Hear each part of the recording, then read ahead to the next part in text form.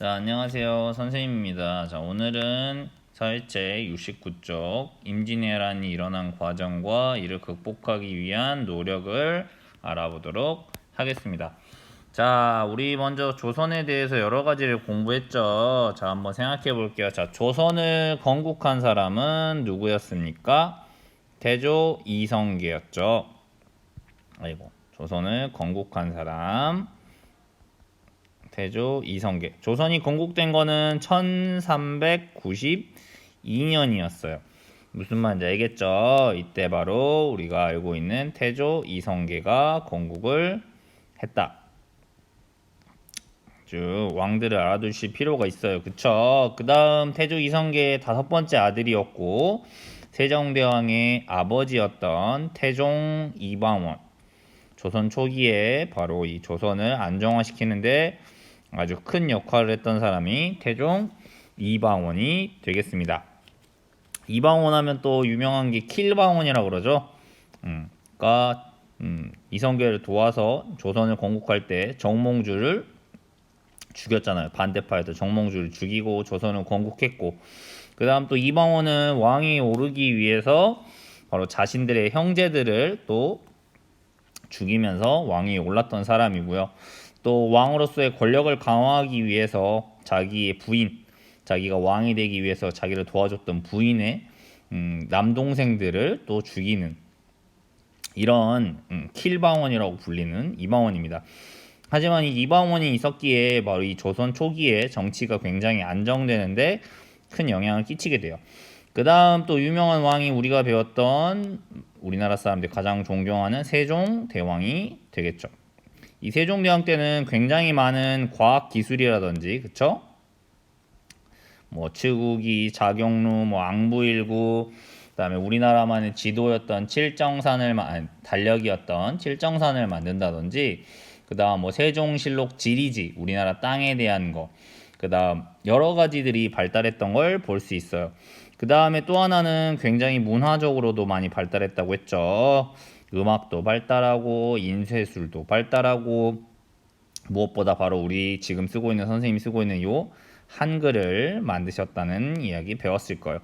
그 다음 또 세종대왕 때 우리나라 지금의 현재 국경과 같은 모습이 만들어진 게 바로 사군 육진이라는 것을 설치했다. 그래서 현재 지금의 한반도의 땅 모양과 같은 영토가 확장된 게 바로 이 세종대왕이 되겠습니다. 알겠나요? 자, 세종대왕의 아들이 문종이라는 왕이었어요. 알아만 두시면 되겠습니다. 자, 문종이라는 왕이었는데 이 문종이 세종대왕의 아들로 왕이 올랐지만 몸이 굉장히 허약했습니다. 그래서 세종대왕이 아들이었던 문종은 굉장히 젊은 나이에 어린 아들을 남겨놓고 죽게 돼요. 그 다음에 왕이 오른 사람이 바로 단종이었습니다. 이 단종은 말에서 알 수 있다시피 굉장히 짧은 왕이 있었던 사람이에요. 바로 이 단종의 삼촌이었던 수양대군이 이 단종을 왕위에서 몰아내고 왕위에 오르니 그 사람이 바로 세조가 되겠습니다. 세조예요. 네, 이렇게 조선 초기에 여러 왕들이 있었고요. 그 다음 우리가 또 기억해 볼 만한 건 바로 경국대전을 완성했던 성종, 이런 왕들을 생각해 볼 수가 있겠어요. 조선의 왕들은 뭐 보통 이름을 많이 외우는데요.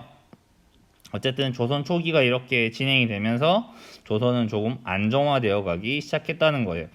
근데 이 안정화된 조선, 자 이제 약 200년이 흘렀거든요. 자 그래서 이 조선의 이제 사회에 위기가 찾아오게 됩니다. 그 전쟁이 바로 우리가 배우는 임진왜란이 되겠습니다.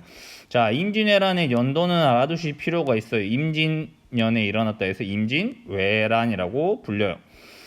임진왜란은 몇 년이냐면요, 1592년에 벌어지는 거. 그러니까 조선이 건국되고 나서 몇 년 딱 정확히 후의 전쟁이야? 200년 후에 벌어진 전쟁이라는 거죠. 알겠죠? 요거 정도는 알아두실 필요가 있겠습니다. 자, 그러면 임진왜란이 일어나기 전 조선의 상황에 대해서 한번 알아보실 필요가 있어요. 즉 이전에 일어나는 전쟁의 상황을 보시고 자 결국 전쟁이 일어나게 된 원인 이런 것들에 대해서 한번 생각을 해볼 수가 있겠죠. 자, 첫 번째 정치가 굉장히 혼란스러웠다는 거죠. 자, 1번 정치가 혼란스러웠다. 자, 이거에 대해서 조금 알아두실 필요가 있습니다. 자, 바로 뭘 생각해 보셔야 되냐면요. 자, 조선 초기에는 바로 어떤 사람들이 권력을 잡고 있었냐면, 자, 생각해 봅시다. 조선 초기, 조선이 처음에 세워질 때는 이 사람들도 마찬가지로 유교를 믿는 사회였다고 선생님이 지난 시간에 설명드렸잖아요. 근데 조선 초기에 정치를 권력을 장악하고 있던 사람들을 우리가 훈구파라고 이야기를 해요. 주로 이 사람들은 조선을 세우는 개국 공신들과 이제 그 후손들이라고 할 수 있겠어요.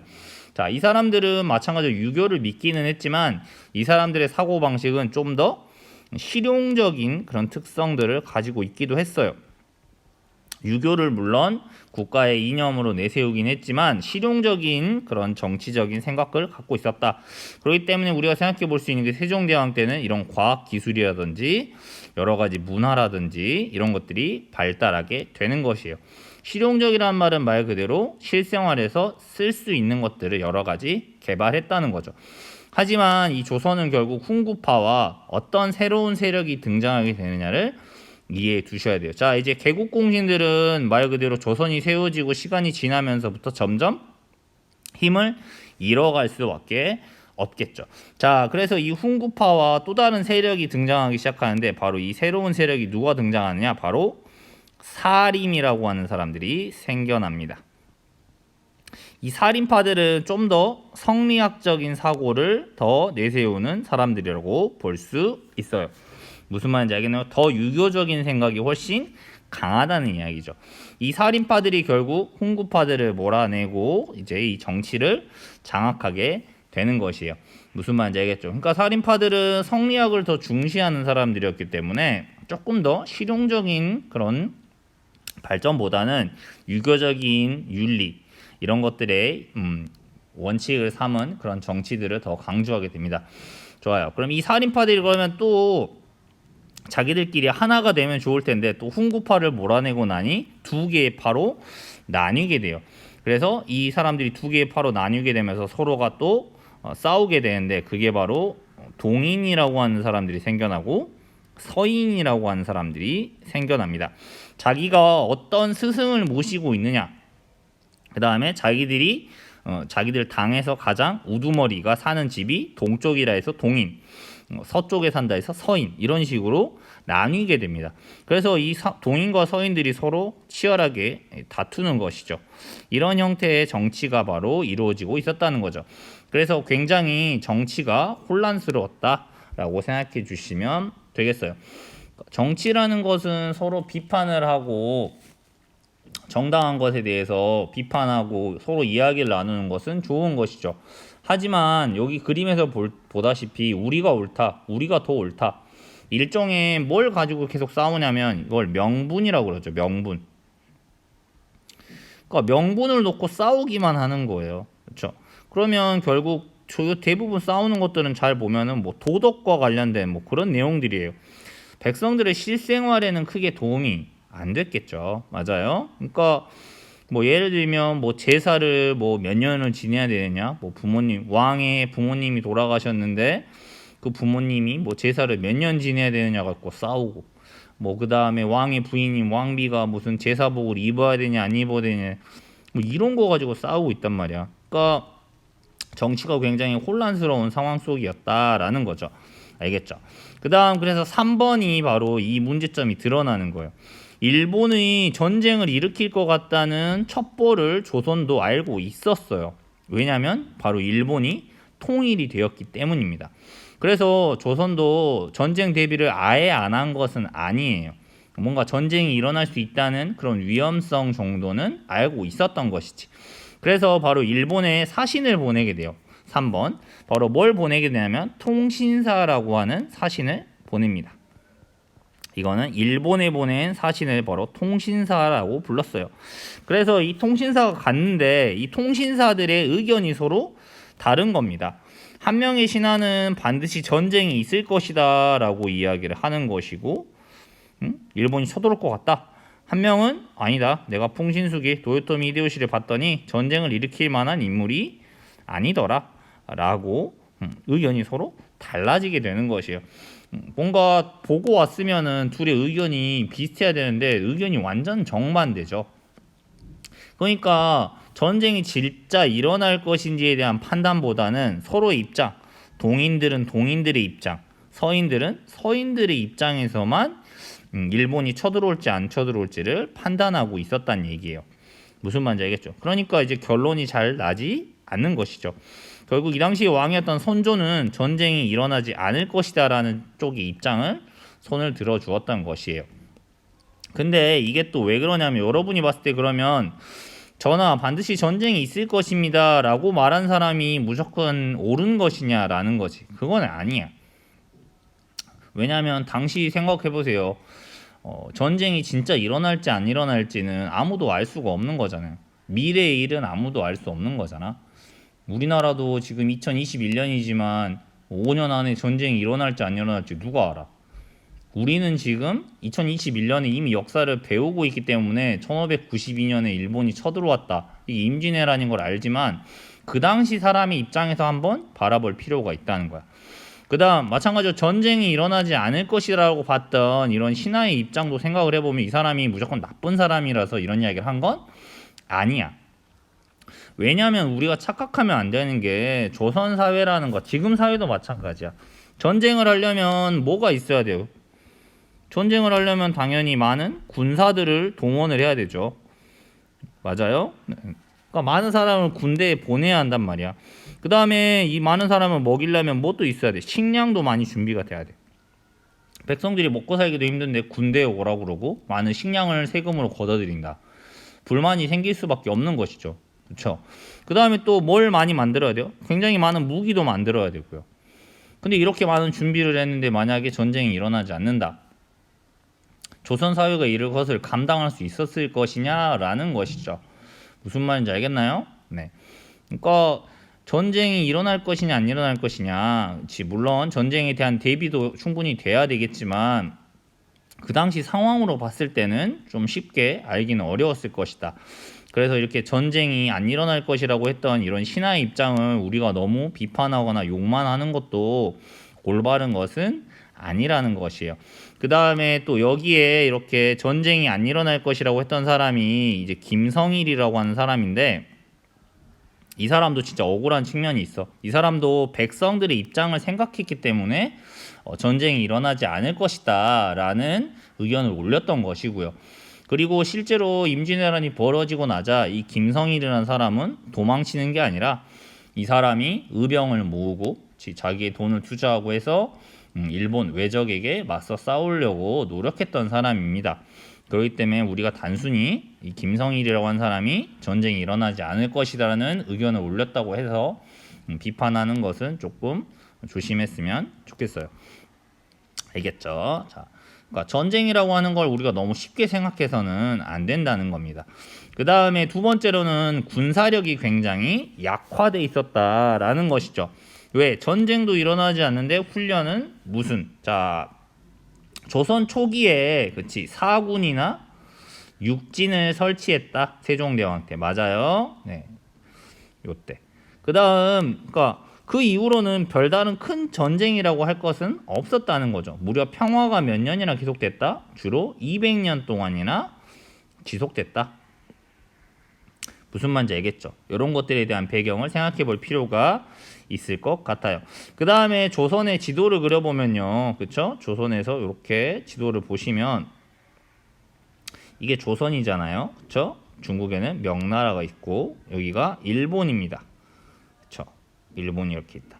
그러면 조선은 주로 어느 쪽을 방어하게 되냐면, 조선은 결국 요 위쪽인 바로 여기 있는 여진족이 쳐들어오지 않을까라는 요 북쪽에 대한 대비를 더 강화하게 돼요. 주로 여진 쪽에서 약탈을 하고 오는 공격을 왔으니까. 그러니까 상대적으로 이 일본 쪽에서 공격이 올 것이라는 예상은 쉽게 하지 않았던 것이죠. 무슨 말인지 알겠나요? 네, 바로 이런 배경들이 있었다. 즉 군사력이 굉장히 약화돼 있었다라고 볼 수 있어요. 실제로 뭐 주 병력들을 보면 임금님을 호위하는 병력 정도가 정말 정예군이고, 나머지 군대들은 솔직히 이게 진짜 군대로서의 기능을 할 수 있을까? 뭐 거의 훈련 같은 것들이 거의 되어 있지 않아요. 왜냐면 대부분 농사를 짓다가 뭐 1년에 한두 번씩 와서 군사훈련하고 이렇게 하는 군인이 얼마나 전쟁에서 잘 싸울 수 있겠어요. 그렇죠? 명령에 따르고 뭐 거의 오합지졸인 수준이죠. 그러니까 병력을 모아봤자 실제로 병력이 굉장히 약할 수밖에 없었다는 거죠. 그래서 전쟁이 일어나지 않을 것 같다는 의견을 선택하게 되면서 결국 이렇게 임진왜란을 맞이하게 된다. 결과는 뻔하죠.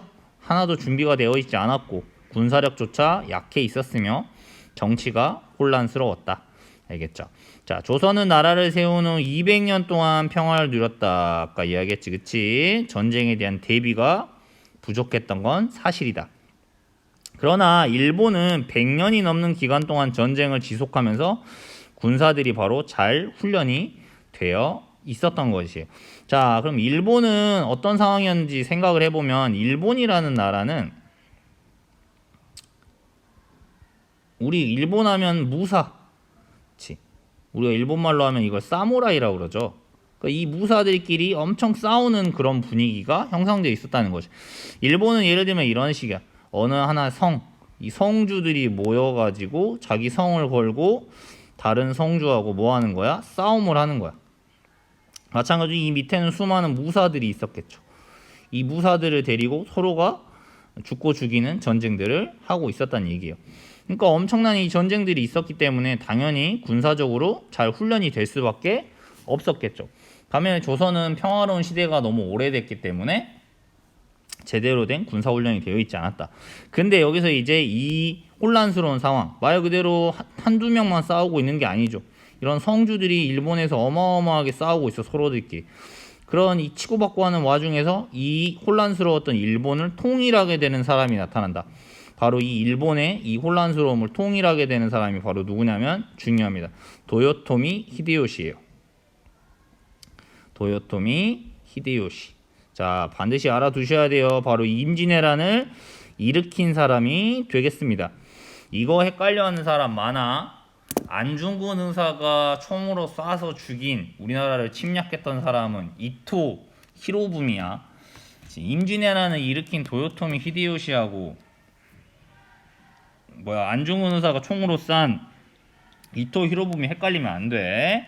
자, 그래서 일본을 통일한 도요토미 히데요시가 바로 조선과 명을 정복하려고 바로 1592년 4월 13일 새벽에 바로 부산으로 쳐들어오게 됩니다. 이것이 바로 임진년에 일어났다. 1592년이 임진년이야. 그러니까 임진년에 일본 외가 쳐들어온 전쟁이다 라고 해서 임진왜란이라고 부르는 것입니다. 그럼 도요토미 히데요시가 전쟁을 일으키면서 얘네도 전쟁에 대한 이유가 있었을 거 아니야, 그치? 얘네가 전쟁에 대한 이유를 뭐라고 내거냐면 바로 명나라로 가는 길을 내어달라. 길을 조선에게 빌려달라고 하는 것이에요. 조선 입장에서 말이 됩니까? 다른 나라의 군대가 명나라를 공격한다면서 우리 조선한테 길을 비켜달라니, 이건 말이 안 되는 이야기죠. 무슨 말이냐면 지금 예를 들어보면 일본이 전쟁을 일으키는데 우린 중국하고 싸울 거야. 그러니까 대한민국 땅 좀 빌려줘. 말이 안 되죠. 우리나라에 다른 나라 군대가 함부로 들어온다는 건 당연히 상상할 수 없는 것이죠. 조선이 이를 거부하니까 이걸 명분 삼아서 도요토미 히데요시가 전쟁을 일으키게 되는 것이에요. 알겠죠? 그러니까 말도 안 되는 소리죠. 그냥 전쟁하고 싶은 거야. 도요토미 히데요시는 그다음 두 번째로는 왜 이런 전쟁을 일으키냐면 생각해보세요. 자기가 통일을 하긴 했지만 이렇게 서로 성주나 무사들이 서로 엄청나게 싸우고 있는 상황이었잖아요. 이 상황에서 얘네들이 통일해놨다고 과연 친하게 지냈을까? 아니겠지. 자기들끼리 서로 또 엄청나게 치열하게 싸울 수 있는 위험성이 있었겠지. 그러니까 바로 결국 외부의 적을 만들어서 자기의 권력을 강화하려고 했던 바로 도요토미 히데요시의 목적도 있었던 것이죠. 무슨 말인지 알겠나요? 자, 그래서 바로 1592년 새벽에 부산으로 쳐들어오게 됩니다. 임진왜란의 기록을 보면은 참 이 새벽에 부산에 쳐들어오게 되는데요. 자, 왜 부산으로 쳐들어올까요? 당연하겠죠. 우리나라는 어떻게 돼요? 이렇게 일본을 그려본다면, 이렇게 해서 일본을 그려본다면, 자, 이게 일본이잖아요, 그렇죠? 조선이잖아요. 그러면 당연히 가장 일본의 입장에서 가장 가까운 건 어디야? 부산이지. 여기가 바로 부산이잖아요. 저 일본도 바로 건너오진 않고 이 부산하고 일본 사이에 섬이 하나 있죠. 이 섬이 무슨 섬이야? 대마도지. 이 대마도를 거쳐서 바로 부산으로 진격해 오게 되는 것입니다. 부산에서 처음에 이 부산진을 지키던 사람이 이제 정발인데 얼마나 얼척이 없냐면요. 어이가 없냐면요. 일본군이 처음 쳐들어왔다는 걸 어떻게 알게 되냐면 이 정발이라는 사람이 사냥을 나가다가 새벽에 사냥을 나갔는데 저 멀리서 배가 뭐 엄청나게 새까맣게 보이는 거야. 기록에 따르면 일본군의 배 약 700척이 부산 앞바다에 나타난 거예요. 정발이 왔을 때 깜짝 놀란 거야. 뭐야 저거? 봤더니 우리나라 배가 아니야. 일본의 배야. 처음에는 정발은 뭐라고 생각해? 저게 일본이 쳐들어온 게 아니라 일본이 우리랑 뭔가 무역을 하려고 온 거라고 착각할 정도로 전쟁 준비가 전혀 안 돼 있었던 거죠. 근데 딱 보니까 이게 숫자가 남다르고 쳐들어온 것 같아. 그래서 부산진으로 들어가서 목숨 걸고 싸웁니다. 하지만 부산에 내린 지 뭐 한 몇 시간 만에 부산진 함락당하는 거예요. 무슨 말인지 알겠죠? 뭐 대략 전체적인 군사를 보면 약 20만 명의 대군이었다고 하고 부산에 처음으로 상륙한 게 일본군 약 15,000명이었다고 해요. 그러니까 15,000명이면 엄청난 숫자죠. 배 700척에 15,000명이 타고 부산을 공격했으니까. 부산진도 몇 시간 만에 무너지고 그 다음 또 부산을 지키던 또 동래성이라고 있습니다. 이 동래성 역시 뭐 하루도 버티지 못하고 부산이 바로 함락이 됩니다. 전혀 준비가 되어 있지 않았다는 것을 의미하는 것이죠. 그래서 부산진과 동래성을 순식간에 함락하고 결국 한양으로 빠르게 진군하게 됩니다. 굉장한 위기 상황이라고 볼 수 있겠죠, 그렇죠? 네, 부산진이나 동래진이 불과 하루 만에 뚫리게 된다. 알겠나요? 일본군이 철저하게 준비를 했고 조선은 준비가 상대적으로 되어 있지 않았다는 것을 알 수 있어요. 자, 계속 보겠습니다. 조선군은 일본군에 맞서 싸웠으나 결국 계속해서 패배하게 됩니다. 자, 그러면 이 패배에 대해서 보실 필요가 있는데요. 자, 어떻게 되냐면요. 자, 다시 한번 지도를 그려서 우리나라 지도를 그려보시면 여기다 그릴게요. 자, 우리나라의 지도를 한번 그려봅시다. 자, 이렇게 그리시고요. 자, 이렇게 해서 여기 우리나라 땅이라고 해봅시다. 여기 일본이에요, 일본. 자, 일본이 처음에 대마도를 거쳐서, 그렇지, 대마도를 거쳐서 처음에 쳐들어온 게 어디다? 부산이다, 부산. 부산성에서 바로 패배했다고 했죠, 그쵸? 그 다음에 일본군이 이제 서울로 올라가대. 자, 여기가 어디야? 한양이야, 한양. 그 당시 우리나라의 수도가 한양이었잖아요. 자, 한양으로 올라가는 길목에서 조선군이 부랴부랴 군사를 모아요. 근데 조선군의 당시 전략은 병력을 한 군데에 모았다가 말 그대로 그냥 결전을 벌이는 형태야. 무슨 말인지 알겠죠? 근데 이 군사를 모으려고 하니까 잘 모아지지가 않는 거야. 왜? 이미 외적이 쳐들어왔다. 부산진과 동래성이 함락당했다. 이 소식을 들었는데 사람들이 군대에 오겠어요? 다 도망가 버리는 거야. 병사가 모아지질 않아요. 그러니까 부산이 뚫리고 나니까 제대로 된 방어를 거의 하지 못합니다. 그 다음에 뭐 상주에서 모아보려고 했는데 모아지지 않아요. 부산을 뚫고 나선 거의 뭐 걸어서 오는 형태입니다. 제대로 싸우지를 못해요. 무슨 말인지 알겠나요? 굉장히 이 정도로 허약했다.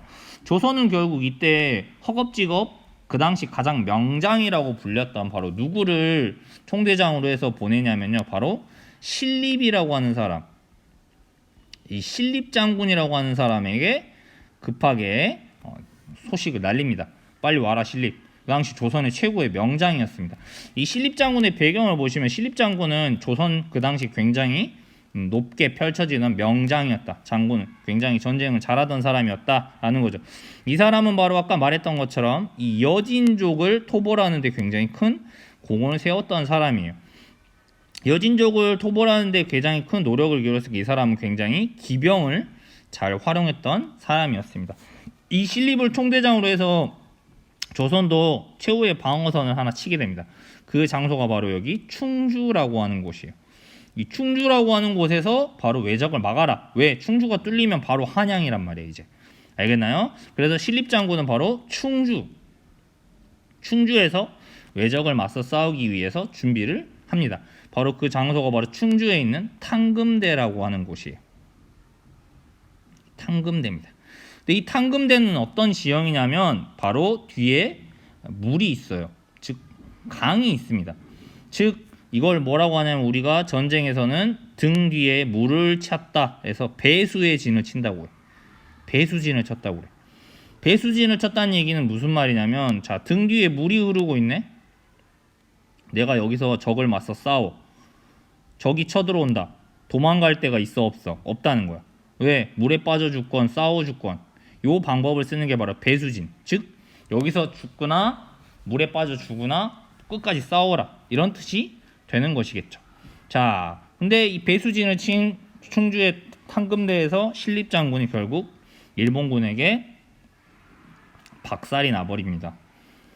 이 당시 병력을 한 8,000명 정도 데리고 갔다고 하는데 이건 뭐 거의 학살 수준으로 당합니다.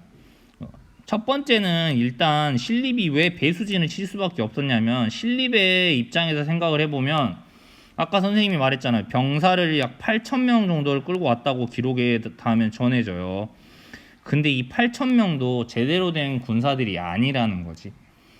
뭐 한 몇백 명에서 몇천 명을 제외하고 나머지는 진짜 말 그대로 전쟁에 억지로 끌려온 사람들. 군사훈련이 하나도 돼 있지 않은 사람들이었어.